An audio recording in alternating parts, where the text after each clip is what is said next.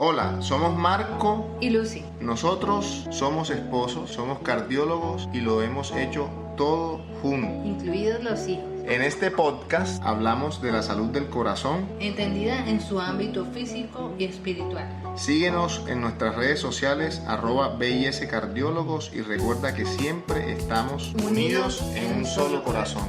Muy bien, queridos amigos, bienvenidos a nuestro podcast El Corazón de los Cardiólogos. Aquí tenemos un espacio, aquí estoy con mi amada esposa, mi colega, mi amiga, mi amante, mi compañera de trabajo, mi socia. Mucho gusto, encantada de compartir este set contigo. Como siempre. Y bueno, mi amor, quería compartir contigo este escenario en el que vamos a tener los temas que más nos gusta tratar, de lo que más nos gusta hablar, poder compartirlo con toda nuestra audiencia, con toda nuestra comunidad, y poder seguir llegando a los corazones, ¿sí? A los corazones de nuestros pacientes, de nuestros amigos, de nuestros familiares, de nuestros hijos, de nuestros padres, de nuestros hermanos. Y bueno, o sea, me parece súper interesante que podamos tener espacios de conversación, como de tertulia, en los que podamos abrir el corazón. Así que estoy muy contento de poder estar haciendo esto contigo, que me parece maravilloso. Qué bien, a mí también me gusta mucho. Y bueno, qué mejor manera de llegar a aquellas personas que de pronto no pueden venir, o a aquellas personas que de pronto no nos conocen. Qué mejor manera de mostrarles que también somos de carne y hueso y todo lo que el Señor ha hecho en nuestras vidas. Así es. Entonces, este es un podcast en el que vamos a tratar temas de interés particular y de interés general, temas de salud cardiovascular, pero dentro de esos temas de salud cardiovascular también vamos a hablar de cómo Dios sana nuestras vidas, sana nuestros corazones y también nos da ciencia, o sea, nos da conocimiento para poder llegar a otros corazones y también servir en ese proceso de sanación de las personas. Porque al final eso es lo que desea la medicina, ¿no? O sea, en últimas, ¿qué es lo que nosotros queremos como médicos? Pues sí, total, o sea, la salud integral del ser humano. Exacto. Tanto física como espiritual, mucho más psicológica, material, o sea, la salud como emocional, como un todo. O sea, es como ese abordaje holístico completa, que siempre hemos querido tener entendiendo el ser humano también como un ser humano que tiene todas las dimensiones, ¿no? Que tiene muchas dimensiones y así no puede desligarse una de la otra. Sí, correcto. Entonces, mi querida doctora Lucy, que además de amarte y admirarte, me encanta conversar contigo. Hoy traemos un tema que para mí es deliciosísimo. O sea, es un tema que cuando hablo de ese tema se me ilumina el corazón y los ojos. Que he compartido contigo en estos últimos 14 años, en los que desde cuando nos enteramos de esto, que son los milagros eucarísticos, ¿sí? Es la presencia de Jesús en la Eucaristía, pero no solamente desde un punto de vista espiritual o simbólico, sino desde un punto de vista real, médico, científico. Esa presencia de fibra miocárdica de tejido cardíaco, en una hostia consagrada que naturalmente está hecha de trigo, ¿sí? Me parece, para mí es el hecho más importante de la vida del ser humano y el hecho científico más importante en la historia del ser humano. Pero parece que no se le ha dado la suficiente relevancia ni difusión. Entonces a mí eso siempre me ha causado curiosidad, cómo que ante semejante hallazgo sabemos tan poco de eso. Sí, y sobre todo que hoy en día el mundo todo lo hace de manera racional, o sea, simplemente lo que no se ve, lo que no se prueba, no existe. Exacto. Mucho más los científicos, ¿no? Nosotros que estamos en este tema de la medicina, enterarnos de que está el corazón de Cristo, quien murió por nosotros en la cruz, vivo y presente en la hostia consagrada, es un tema revelador, o sea, que nos abre los ojos y nos quita un velo en donde nosotros nos damos cuenta en dónde está Él realmente y cuál es la importancia de la Eucaristía, de la hostia consagrada y del sacrificio que hizo el Señor por nosotros en la cruz. Sí, a mí eso definitivamente es lo más interesante. Yo recuerdo, o sea, yo durante toda mi vida he tenido crisis de fe.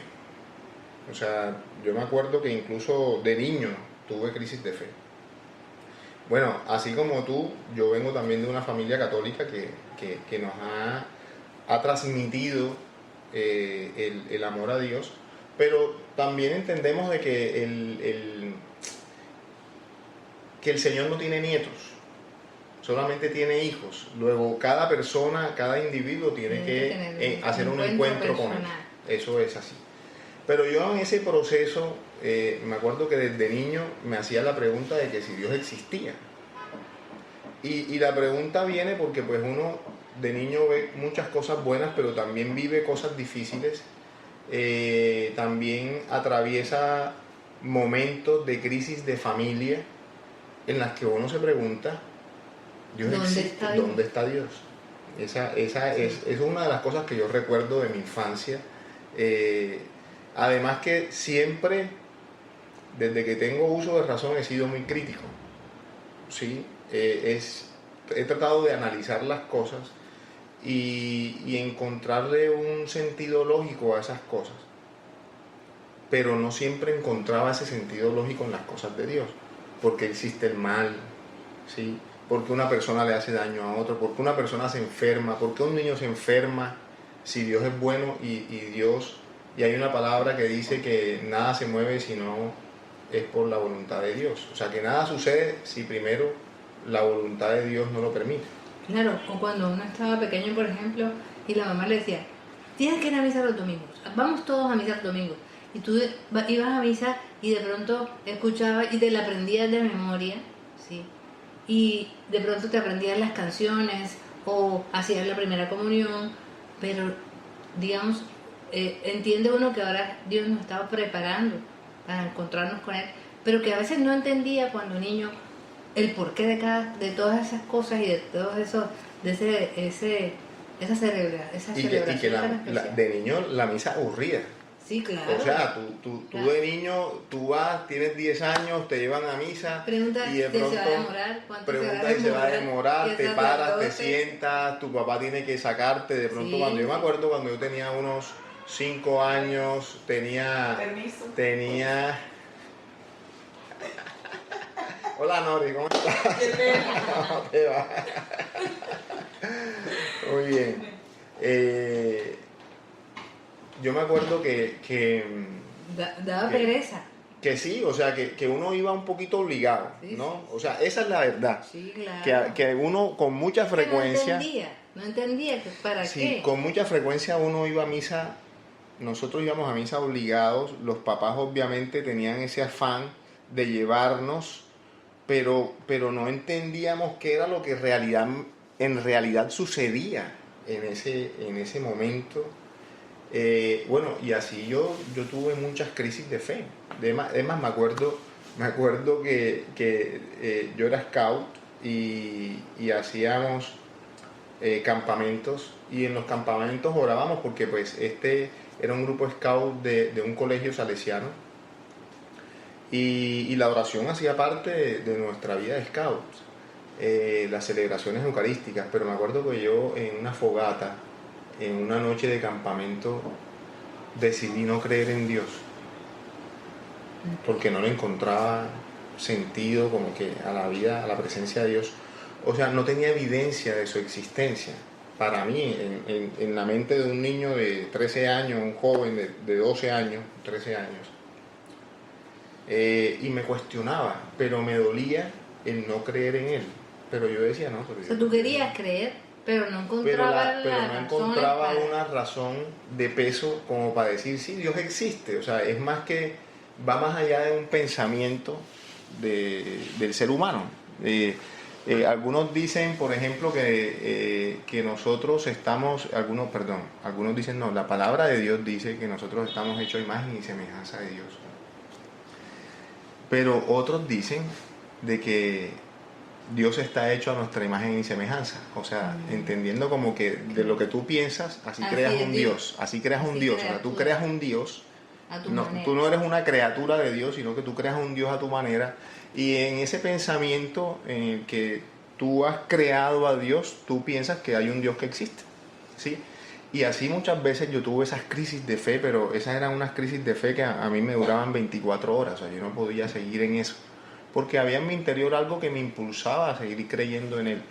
Pero al mismo tiempo, cuando, por ejemplo, de joven me enteraba de situaciones que sucedían dentro de la Iglesia Católica, de errores que, por ejemplo, tenía algún miembro de la Iglesia Católica y que eso era público y se armaba un escándalo, entonces eso debilitaba como la fe de ese joven que estaba creciendo tratando de entender la naturaleza de Dios, de si Dios existía o no existía. No sé a ti cómo te fue en esa época. Yo sé, mi amor, que tú estuviste en un colegio Sí, claro, no. de o sea, monjas. yo estuve toda la vida en colegios de religiosas y muchas veces decían, por ejemplo, tienen que venir a la reunión.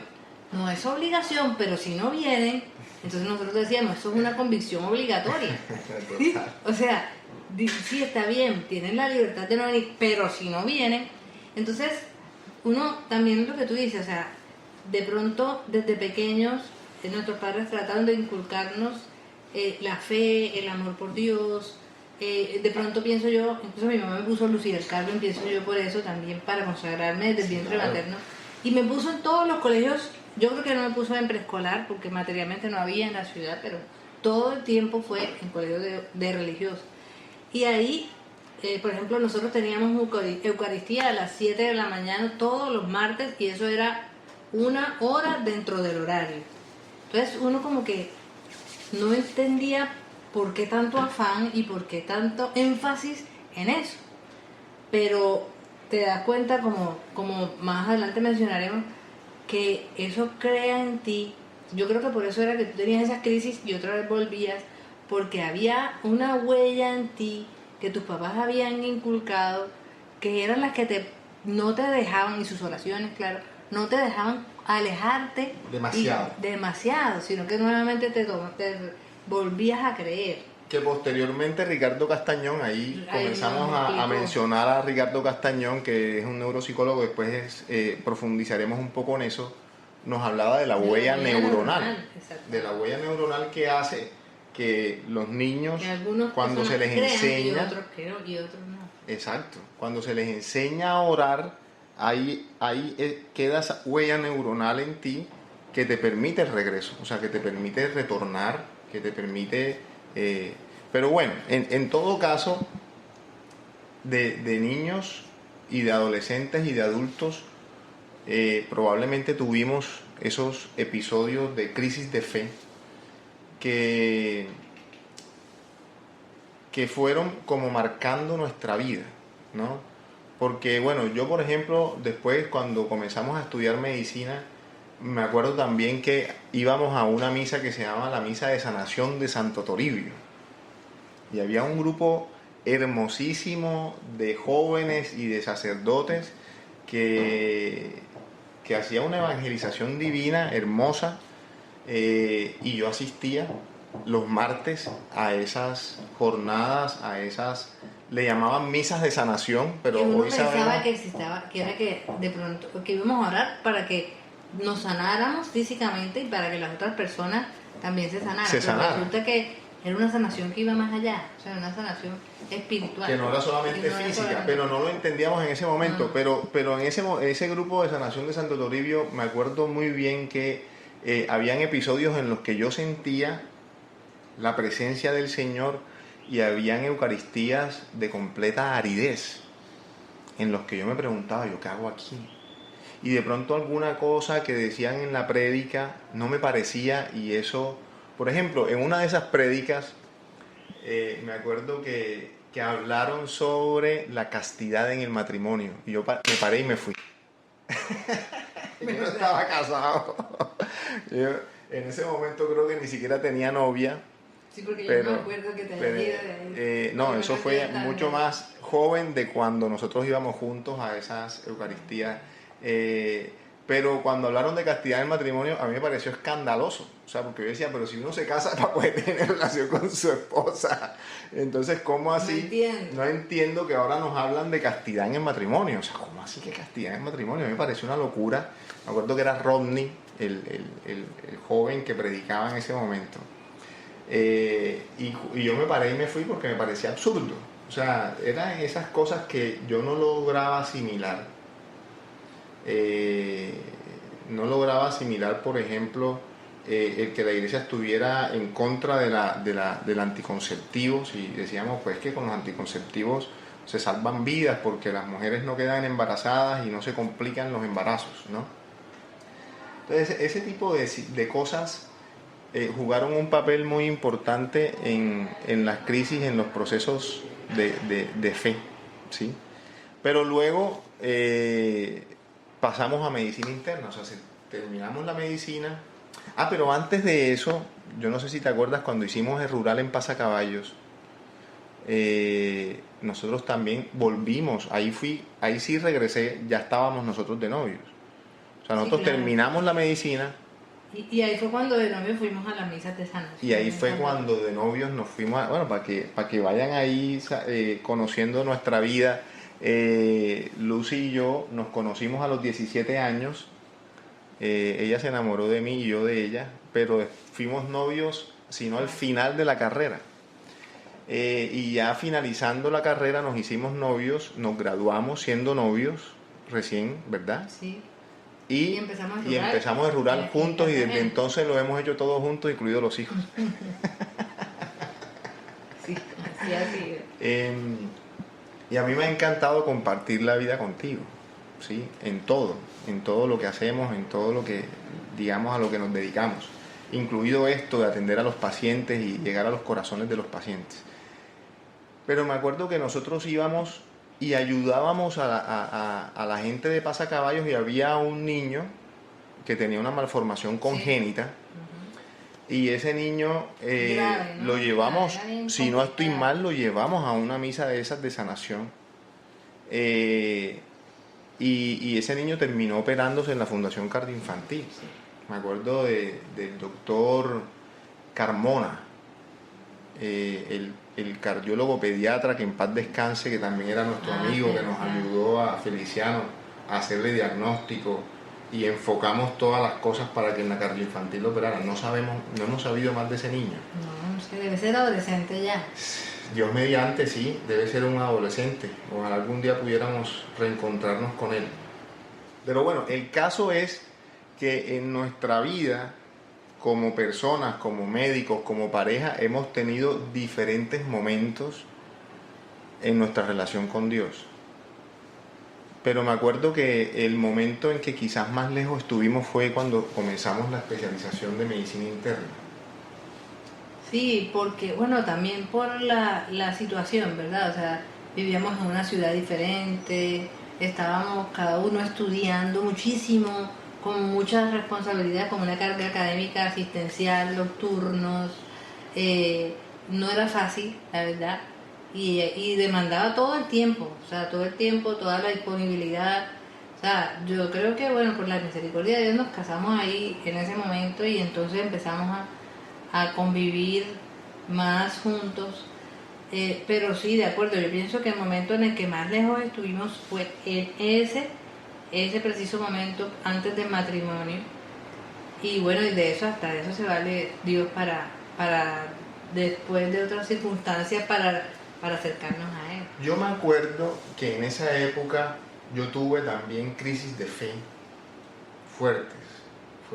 Bueno, yo me acuerdo una charla que preparé sobre sepsis. Que fue como la primera charla que tú hiciste Sí, fue como presidente, una de las primeras. fue una de las primeras, pero fue una charla que gustó mucho y Sí. tú me ayudaste mucho en esa charla. Además, saludemos a todos nuestros amigos de medicina interna y de cardiología en Bogotá, que fueron nuestros compañeros de residencia. Yo me acuerdo que en esa charla de sepsis busqué algunos estudios que tenían que ver sobre la oración y la sanación de los pacientes, pero estudios serios de investigación con una metodología de la investigación en la que se analizaban, tú ahorita lo estabas comentando, ¿no? Sí. Que, Sí, era un estudio, me acuerdo, en una revista Annals of Internal Medicine. correcto. Sí. Entonces, te dividían la cohorte de pacientes en dos grupos, en cuidados intensivos. Entonces, por un grupo eran como 20 y 20, y por un grupo se oró de manera exhaustiva, y por el otro no. Y parecía que les iba mejor a los que por los que se oraba. Sí, Entonces llamaba la atención porque no era usual encontrar ese tema, ese tipo de estudios que analizaran en una revista indexada de si orar por los pacientes generaba un beneficio por esos pacientes, ¿no? Sí. Eso a mí me llamó mucho la atención, yo lo presenté ahí, pero cuando seguía ahondando en ese tema de los estudios de investigación, ahí comenzó una de mis más grandes crisis de fe, porque comencé a preguntarme de cómo así que un grupo de pacientes se mejora Y el otro no. porque oramos por ellos y el otro no. Entonces tú te preguntas, pues no se supone que Dios nos ama a todos por igual. Y ahí viene la pregunta, ¿y Dios no ama por los que no se oraron? O sea... Pero ¿sabes una cosa? Que yo me he puesto a analizar eso, y ¿sabes cuál es la respuesta? Eso es un don y se llama intercesión. Sí, correcto. O sea, pero en ese momento, Momento yo no lo conocía y pues en realidad a mí no me cabía en la cabeza de que Dios, siendo tan bueno, elija ayudar a unos porque por unos se ora y no ayude a otros porque no se ora. O sea, como en una de esas crisis de fe que tuve, yo le dije, bueno, Señor, pero, o sea, si tú eres bueno, la pregunta que yo te tengo es, ¿yo por qué tengo que orar para que se sane un niño y se supone que ese niño tú lo amas más que yo? Sí. Eso a mí me castigaba mucho en mi análisis, en toda esa lucubración acerca de la existencia de Dios. Y llegó un momento en que no quise seguir profundizando acerca de la parte de la ciencia y de lo que de la ciencia nos puede llevar a Dios. O sea, que en últimas es lo que aquí hemos querido traer a colación de ciencia y fe. ¿Qué pasa con la ciencia y la fe? Sí, la ciencia y la fe tienen un momento en que puedan compaginar, que haya un matrimonio y que te ayude a ti para algo en la vida o para sanar a un paciente, etcétera, etcétera. Pero para mí eso era completamente, o sea, era profundizar en un área que no comprendía completamente, ¿sí? Entonces, en esa crisis de fe, yo me acuerdo que me despertaba en la noche pensando en eso y escribí una carta. Yo no sé dónde está ese escrito, debe estar entre los papeles nuestros que vinieron de Bogotá. Pero yo le escribí, Dios por Dios existe. Yo deseo que tú existas, pero todo me indica que no existes. Yo le escribí eso. Yo le escribía, Dios por Dios existe. O sea, yo deseo, en lo más profundo de mi corazón, deseo que existas. Pero en verdad que todo lo que veo en la vida me indica que no. La pobreza, la destrucción, la guerra, la enfermedad, el sufrimiento. Parecía como si todo indicara de que en realidad estábamos a nuestra suerte, ¿sí?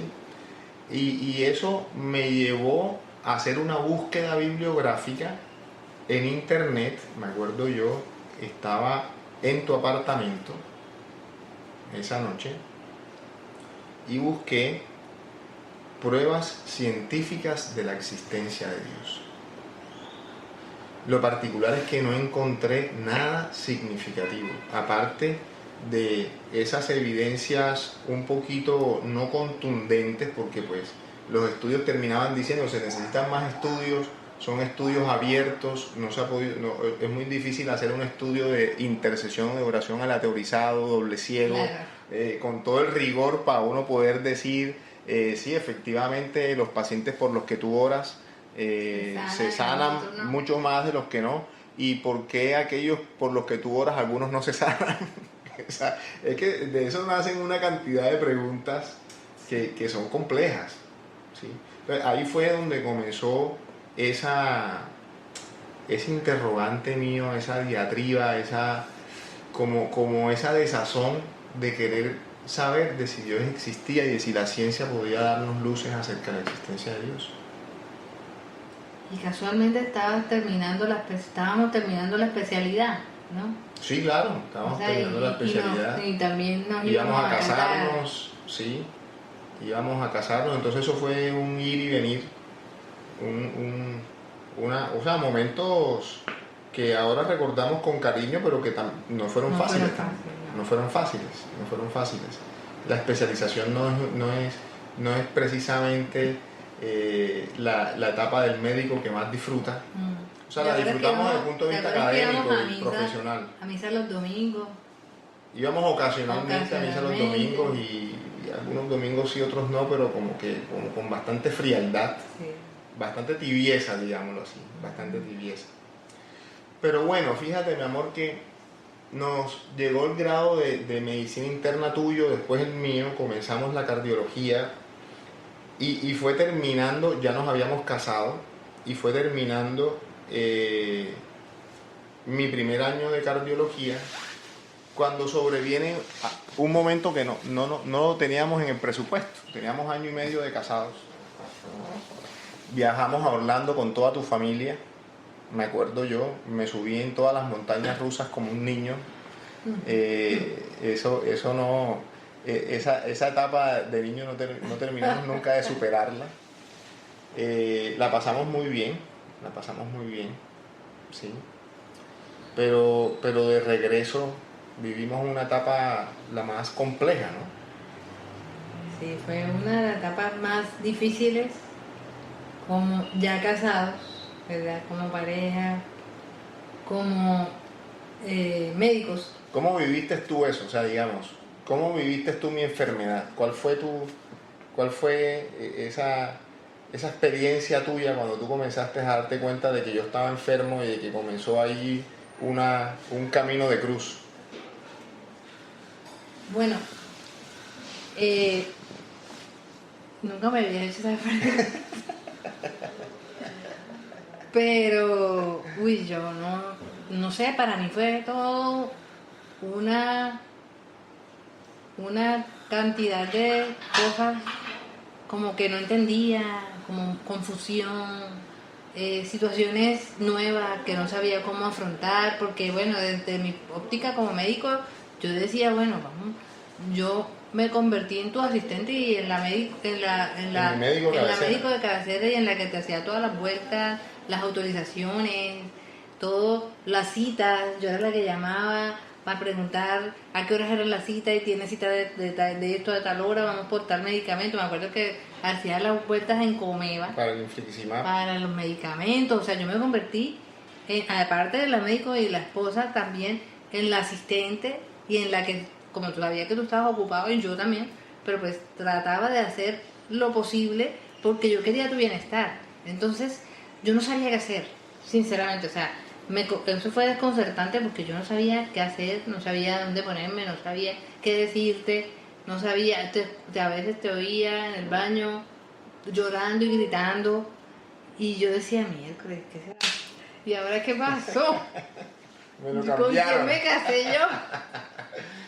Ahora nos reímos, no, pero nada. Se fue durísimo porque y además también con el ojo del huracán aquí en la especialidad, empezando cardiología, entonces todo el mundo... Bueno, ya tú estabas terminando. Ya yo estaba, claro, yo estaba haciendo la especialidad. Estabas terminando.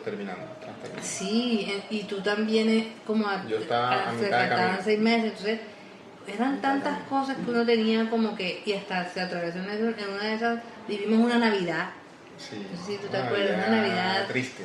Terrible, porque nos tocó quedarnos en Bogotá para esa época, y entonces, o sea, fue una Navidad para el olvido, la verdad. Sí. Entonces, sinceramente fue una época en la que uno siente como que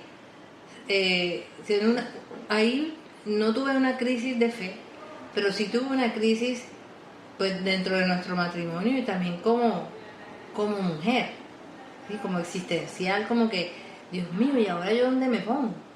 Porque yo, o sea, lo primero que hacía era volverme sobre ti para ayudarte, para protegerte, pero también me volvía intensa.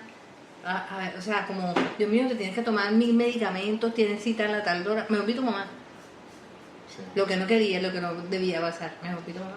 Entonces, sinceramente, fue una... Pero bueno, lo dices porque yo te reclamaba de que yo no quería 2 mamás. Yo te decía que ya tenías una, que ya yo tenía una mamá. Sí. Entonces, precisamente por eso... Sí, porque sinceramente no sabía cómo manejar la situación, no sabía qué hacer.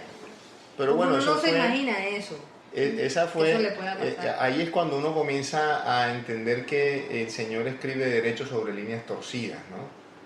Porque fue a través de la enfermedad que nosotros nos encontramos con el deber ser de nuestro carisma como médicos. Comenzando por mi enfermedad, luego con la tuya, porque pues tú también tuviste tu cruz, ¿no? Y también después analizando últimamente, dando testimonio, nos dimos cuenta de eso, de que no solamente fue la mía, también fue la tuya, la de la endometriosis. A mí me dio una espondiloartropatía, que fue lo que me llevó a la depresión, una enfermedad inflamatoria del tejido conectivo de las articulaciones. Y esa enfermedad es lo que mi esposa describe como esa crisis que vivimos desde el punto de vista humano, pero también desde el punto de vista espiritual. Porque pues yo me acuerdo, mi amor, que yo ahí peleé con el Señor y le dije que si Él era bueno, porque a mí me estaba pasando eso. Ahora yo lo pienso porque nuestra casa estaba construida sobre arena. Sí. O sea, no estaba sobre la roca y no teníamos a Dios como la primera persona de nuestra relación. Así es. Entonces, claro, eso es súper importante. Fíjate que haciendo la retrospectiva es súper importante darnos cuenta de eso, ¿no? O sea, nuestra vida antes y después. Pero ahí es cuando tú me invitas a un retiro de Emaús al que yo no quería ir. Y en ese retiro de Emaús llego, tú me llevas después de una sesión de acupuntura con todo ese dolor que yo cargaba en mis articulaciones, en mi vida, en mi alma. Y tenemos ese encuentro, tengo yo primero ese encuentro personal con el Señor, donde el Señor me dice de que amar es más que un sentimiento, es una decisión. Entonces yo decido tomar valga la redundancia, yo decido amar. Pero también una cosa de la que yo me di cuenta cuando hemos contado el testimonio es que sin saberlo, yo, y por la gracia de Dios, yo también había tomado la decisión de amarte, amar a Dios y amarte a ti, a pesar de todas las dificultades. Pero es que yo fui el caso índice en el que tú oraste por un paciente. O sea, fíjate, esto me ha venido ahora a la mente, no lo había pensado nunca antes. Esa investigación, donde se suponía que se oraba por un grupo de pacientes y por otro no, es como si yo hubiera sido esa investigación de un solo individuo, como si fuera el reporte de un caso en donde se oró por ese paciente porque nada le funcionaba, nada a lo médico le funcionaba. Y luego de que yo me encuentro con el Señor en ese retiro de Emaús y decido entregarle mi vida, nuestras vidas, y decido, Señor, si amar es más que un sentimiento, es una decisión, decido amarte con toda mi fuerza, con toda mi alma, con todo mi corazón, con toda mi mente y a mi prójimo como a mí mismo, y mi próxima más cercana era mi esposa precisamente. pero también amar a nuestros pacientes. O sea, fue como una lección de vida. Para mí es como que la enfermedad nos enseñó a ser médicos. Nos dio una perspectiva distinta. Exacto. Para mí, para nosotros, contigo como paciente y para ti, saber cuándo, qué era lo que necesitaba ese paciente que acudía a nosotros y el que acudía a ti. Exacto.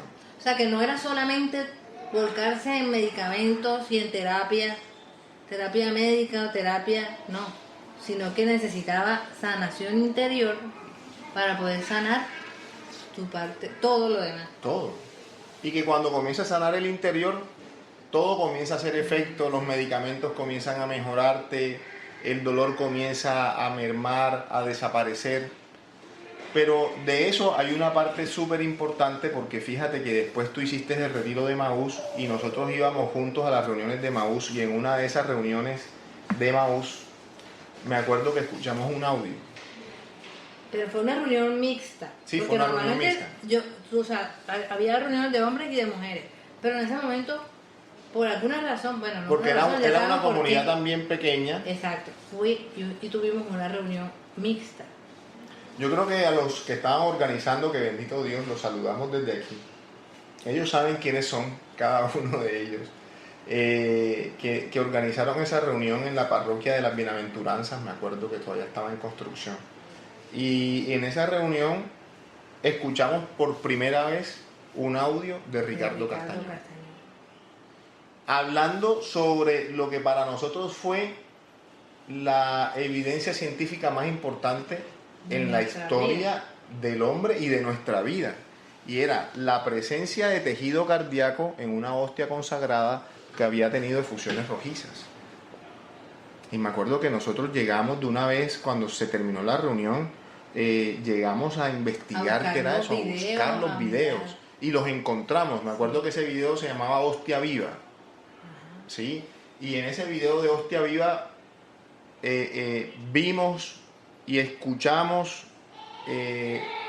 por primera vez y de forma directa al doctor Ricardo Castañón hablando sobre los milagros eucarísticos, y nos parecía perfectamente, o sea, algo casi revelador, que inaudito, o sea, revelador. O sea, si eso era verdad, porque esa es la otra cosa, ¿no? O sea, ahí comenzó un estudio.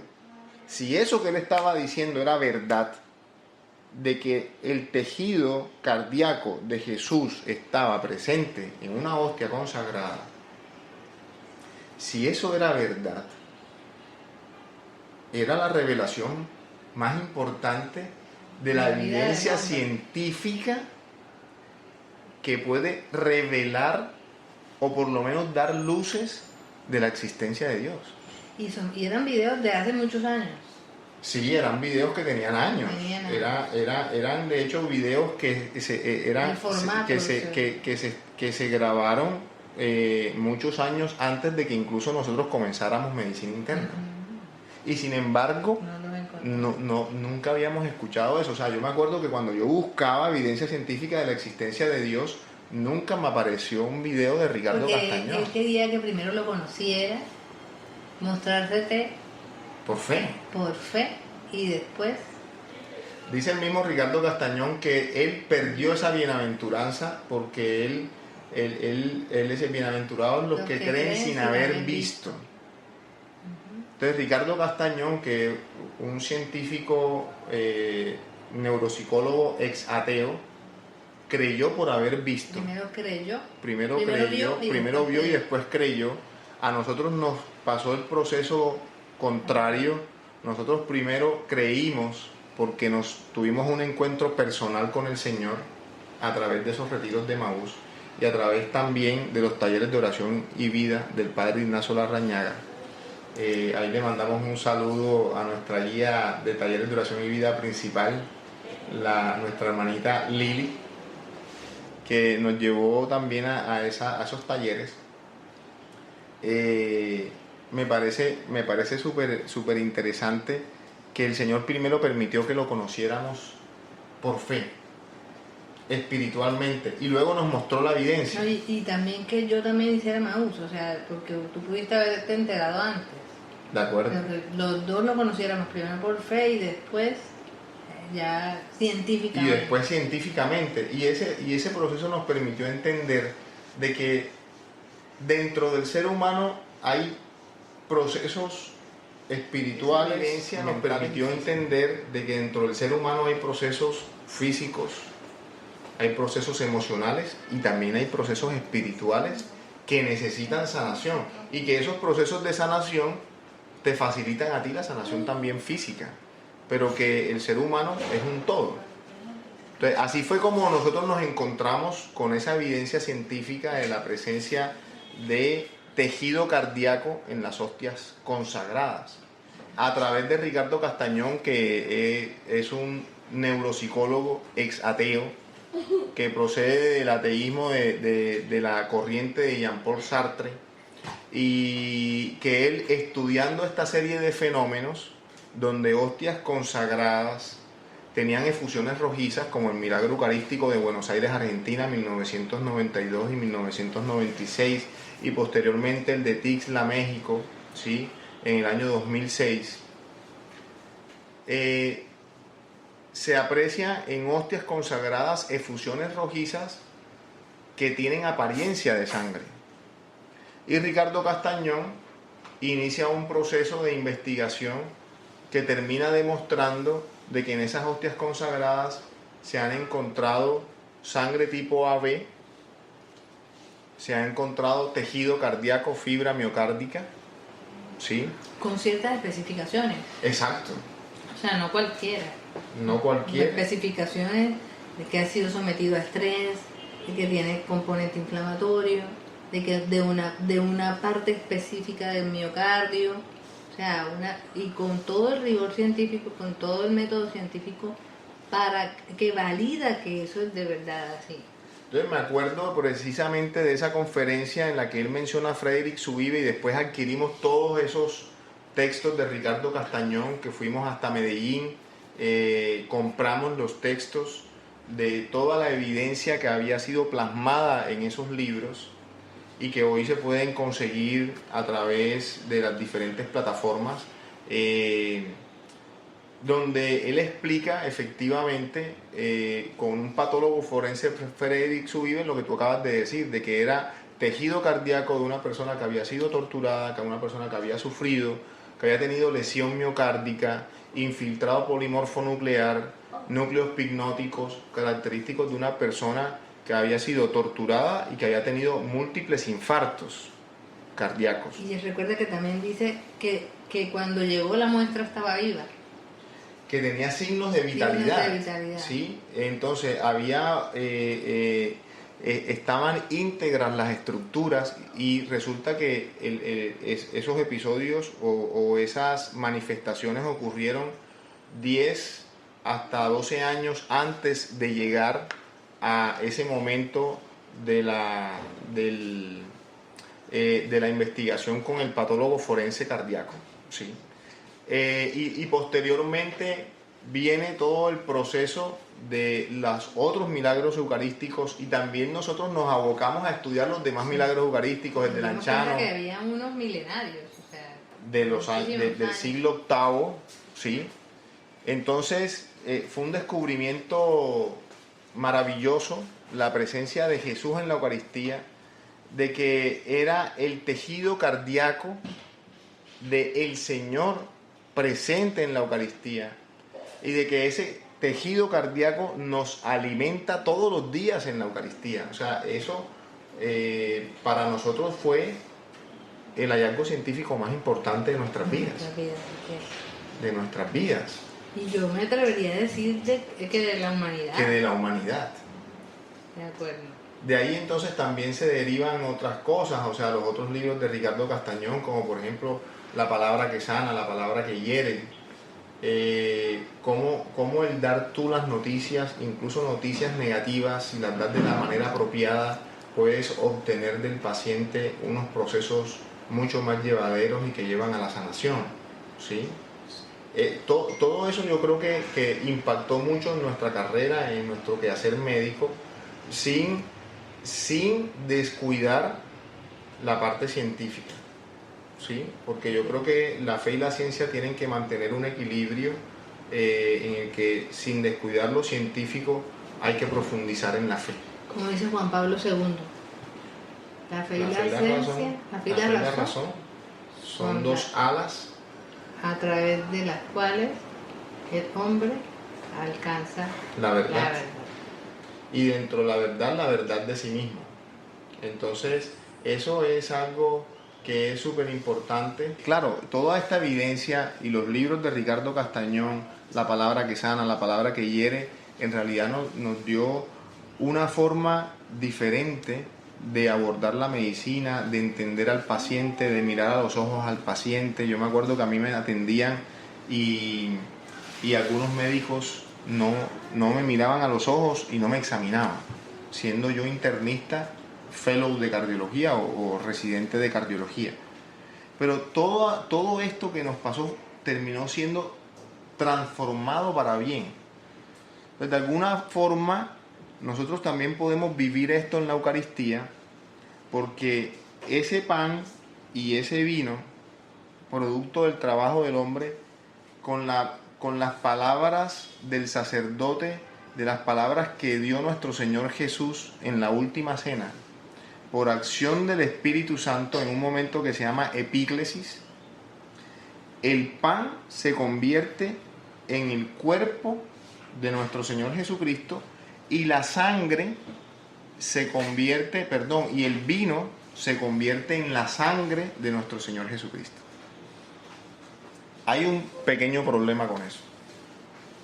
Y es que el pan sigue viéndose como pan y sabiendo a pan, y el vino sigue viéndose como vino y sabiendo a vino. Pero por fe, nosotros sabemos que ya no son pan y vino, sino el cuerpo y la sangre de nuestro Señor Jesucristo.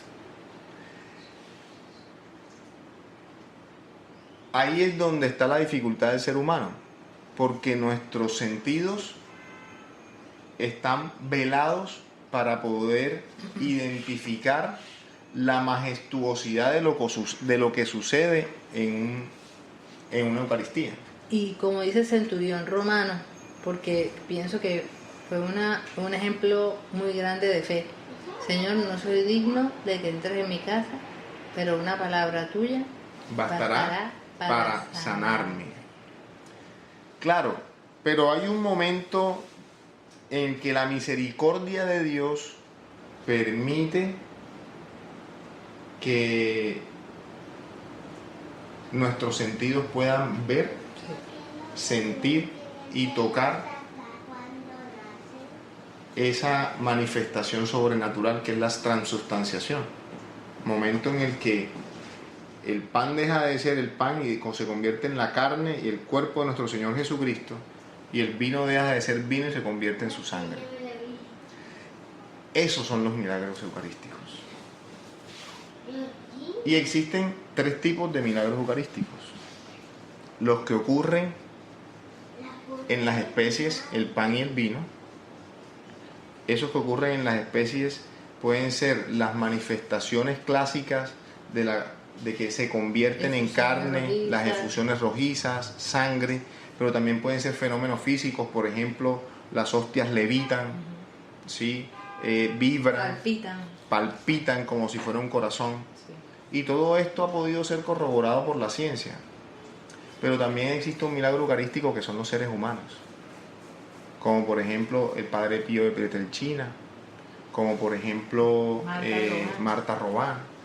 Y también están los milagros eucarísticos que se dan en la naturaleza, como el milagro de la ola, que ocurrió en 1906 en Tumaco, Colombia, y que es el único milagro eucarístico registrado en el listado de milagros eucarísticos de Carlo Acuti. También otro milagro eucarístico. Que es otro milagro eucarístico. Ajá. Entonces, es bonito, es interesante que todos estos milagros eucarísticos en realidad han llegado para transformar nuestras vidas y para que seamos conscientes de que Jesús está presente en la Eucaristía. ¿Tú eres un milagro eucarístico? Bueno, de alguna forma podemos decir que la transformación que el Señor ha hecho en nuestras vidas permitió la sanación de mi cuerpo y de mi mente y de mi espíritu.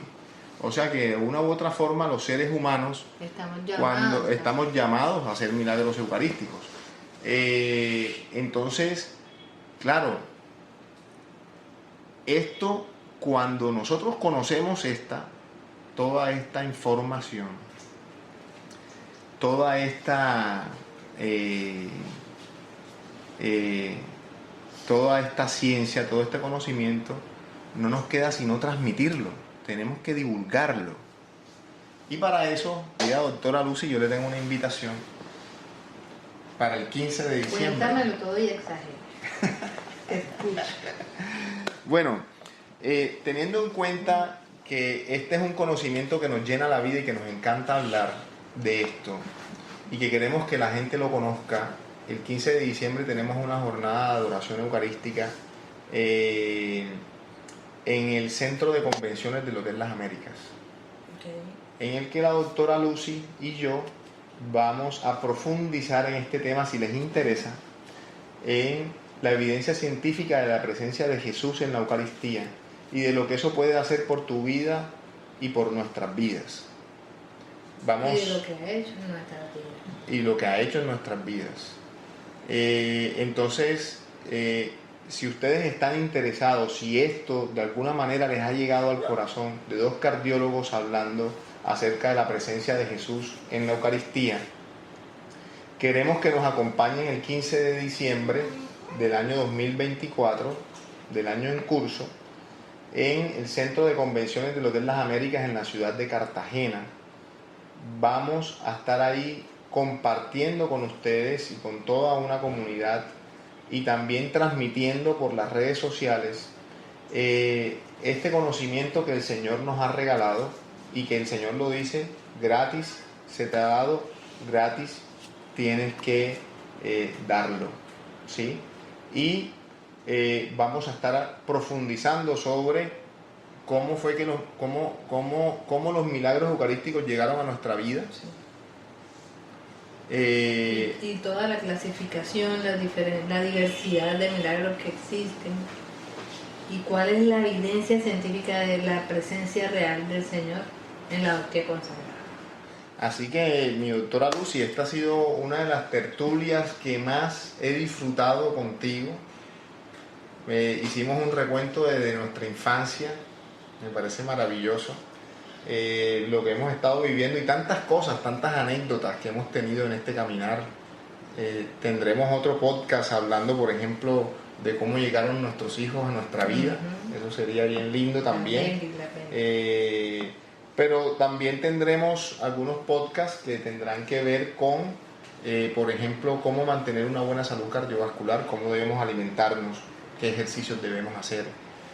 Invitaremos también a cardiólogos reconocidos en la ciudad y a nivel internacional.